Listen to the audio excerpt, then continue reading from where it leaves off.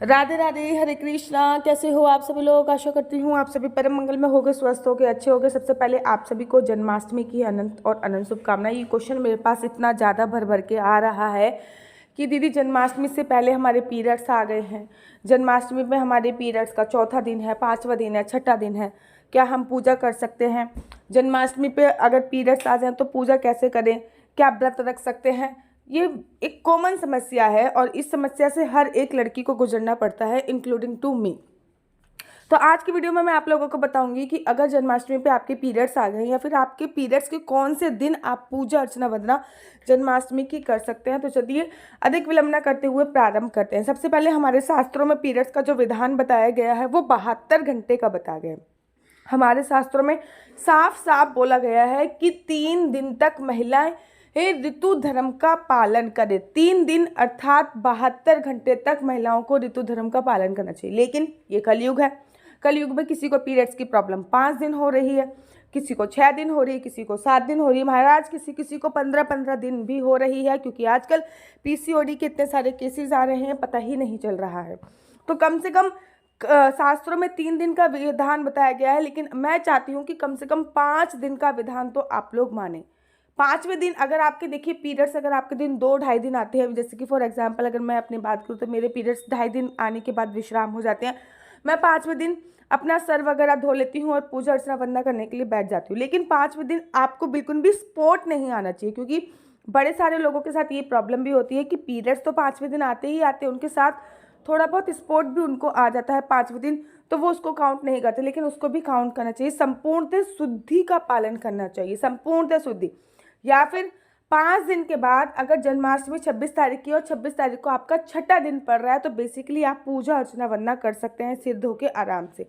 या फिर अगर आप 26 तारीख को आपका 5वां दिन पड़ रहा है तो आप 27 तारीख का व्रत रखिए, 27 तारीख को पूजा अर्चना वंदना कीजिए।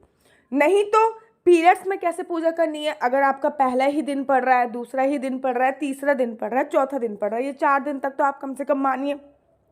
फॉर एग्जाम्पल 26 तारीख को जन्माष्टमी है और 26 तारीख को आपका चौथा दिन पड़ रहा है, या तीसरा दिन पड़ रहा है, या दूसरा दिन पड़ रहा है, या पहला दिन पड़ रहा है, तो ऑब्वियसली बात है आप पूजा अर्चना वंदना नहीं कर पाओगे प्रत्यक्ष रूप से, ठीक है ना। चाहे आपका उनसे रिलेशन भाई का हो, चाहे आपका भगवान से रिलेशन पिता का हो, चाहे वो आपके गुरु हो, चाहे आप किसी भी फॉर्म में उनसे कोई भी रिश्ता क्रिएट करते हो, लेकिन आपको प्रत्यक्ष रूप से अर्थात भगवान की तस्वीरों को स्पर्श नहीं करना, मंदिर में कोई पूजा पाठ नहीं करना। हाँ, आप ये कर सकते हो, जब आप सुबह सुबह उठोगे तो आप पीले वस्त्र पहन लीजिए। पीले इत्यादि वस्त्र पहनने के बाद अपने किचन एरिया में जाइए। किचन एरिया में जाने के बाद पानी लीजिए हाथ में पानी लेने के बाद आप भगवान विष्णु को याद कीजिए। हाथ में पानी क्यों ले रहा है ये भी मैं आपको बता रही हूँ। हाथ में पानी लेके आप संकल्प लोगे।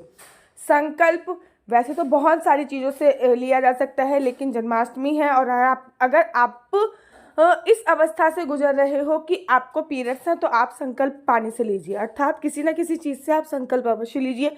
तो आपको अगर पीरियड्स है तो आप पानी से संकल्प लीजिए। पानी से संकल्प लेने पर आपको बोलना है, हाथ में थोड़ा सा जल लेना है कि श्री विष्णु श्री विष्णु श्री विष्णु, जो भी आपका नाम है, जो आपका गोत्र है और जिस प्रकार से आप व्रत रख रहे हो, निर्जला निराहार, वो आपको व्रत रखना है और वो पानी आपको वहीं पे समर्पित कर देना है भगवान को याद करते हुए।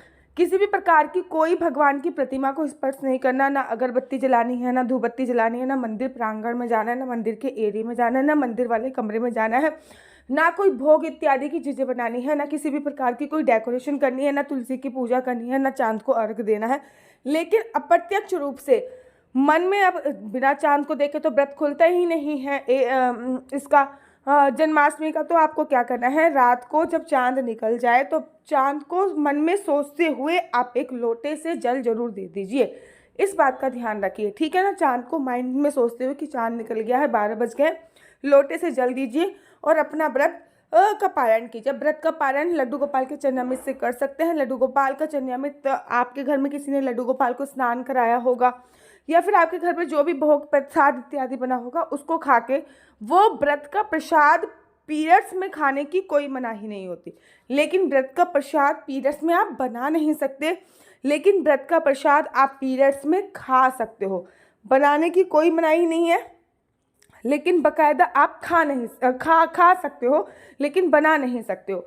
तो इस प्रकार से पीरियड्स में आपको पूजा अर्चना वंदना करनी है। याद रखिए, पीरियड्स में आप थोड़ा सा अमाउंट निकाल के, जैसे कि थोड़े से पैसे किसी भी मंदिर में भिजवा दीजिए, थोड़ी सी गौशाला में भिजवा दीजिए पैसे, ताकि आपके पैसों का सदुपयोग जन्माष्टमी वाले दिन हो सके और आप शारीरिक रूप से सेवा नहीं कर पा रहे हो, एक तो मानसिक रूप से सेवा कीजिए, जितने ज़्यादा हो सके मंत्रों का जाप कीजिए मानसिक रूप से। अगर आप बिना तुलसी की माला को स्पर्श किए, ठीक है ना, बिना तुलसी की माला को स्पर्श किए मानसिक रूप से मंत्रों का जाप कीजिए।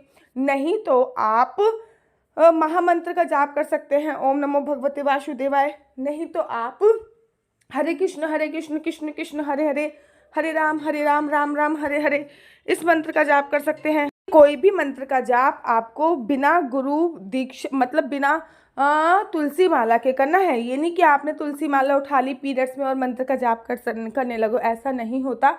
बिना तुलसी माला को स्पर्श करे आपको इस मंत्र का जाप करना है। आप प्रत्यक्ष रूप से कोई पूजा नहीं कर सकते, जैसे कि भगवान के समीप जाके कोई पूजा करनी है, नहीं कर सकते। मंदिर में जाके कोई पूजा करनी है, नहीं कर सकते। लेकिन आप लोग अप्रत्यक्ष रूप से पूजा कर सकते हो। फॉर एग्जाम्पल, मंत्रों का जाप कर सकते हो, गौ माता को खाना खिला सकते हो। पीरियड्स में गौ माता को खाना खिलाने की कोई मना नहीं है।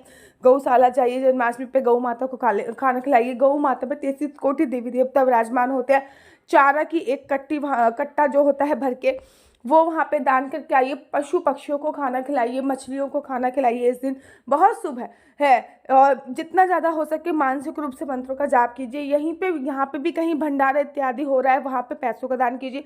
आप शारीरिक रूप से पूजा नहीं कर सकते, लेकिन मानसिक रूप से दुनिया भर के मंत्रों का जाप कर सकते हो, बहुत सारे मंत्रों का जाप कर सकते हो।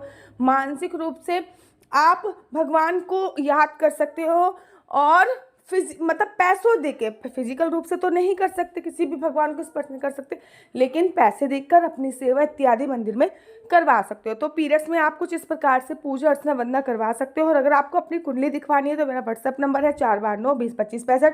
आपके बच्चे का फ्यूचर क्या होने वाला है, आपका फ्यूचर क्या होने वाला है, आपका बच्चा कौन सी साइड ले, कौन सी स्ट्रीम ले, आपके बच्चे को किस क्षेत्र में जाना चाहिए, आपके हस्बैंड को अगर बिजनेस करना है तो किस क्षेत्र का बिजनेस करना है, आपको अगर बिजनेस करना है तो कौन सा बिजनेस आपको सूट करेगा, किस प्रकार का बिजनेस करें, आय के स्रोत आपके घर पे क्या हो सकते हैं, आपके हस्बैंड वाइफ की नहीं बन रही तो क्या कर सकते हैं, ये सारे उपाय आप मेरे से जान सकते हो कुंडली के माध्यम से। कुंडली दिखाना बिल्कुल भी फ्री नहीं है, कुंडली दिखाने के 501 रुपये चार्ज है। और अगर आपको मेरी वीडियो अच्छी लगती है तो आप अपना यूट्यूब चैनल हरी बोल को लाइक शेयर सब्सक्राइब करना बिल्कुल भी मत भूलिए। तब तक के लिए मुझे दीजिए इजाज़त। राधे राधे, हरे कृष्णा, हरि बोल।